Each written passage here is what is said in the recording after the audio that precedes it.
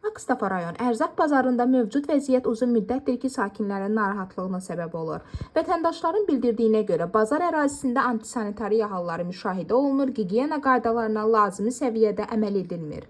Xüsusilə açıq şəkildə satılan və tez xarab olan məhsulların saxlanma şəraiti ciddi suallar doğurur. Buradan belə nəticəyə gəlmək olur ki, Akstafa ərzaq bazarının müdiri Hidayət müəllim öz işinin öhdəsindən layiqincə gələ bilmir. Sakinlərin iddialarına əsasən bazarda nəzarət mexanizmləri zəifdir. Satıcıların bir qismi tərəfindən ödənişlərin tam şəkildə rəsmiləşdirilmədiyi, bu səbəbdən də dövlət büdcəsinə ödənilməli olan vergilərin şəffaflığının təmin olunmadığı qeyd olunur. Bu isə həm qanuni ticarət aparan satıcılar üçün ədalətsizlik yaradır, həm də dövlət maraqlarına ziddir. Bazarın fəaliyyətinə məsul qurumların və bazar rəhbərliyinin bu məsələlərə daha ciddi yanaşması, mütəmadi yoxlamaların aparılması vacib görünür. Ərzaq təhlükəsizliyi birbaşa insanların sağlamlığı ilə bağlıdır və bu sahədə hər hansı laqeydlik yol verilməzdir.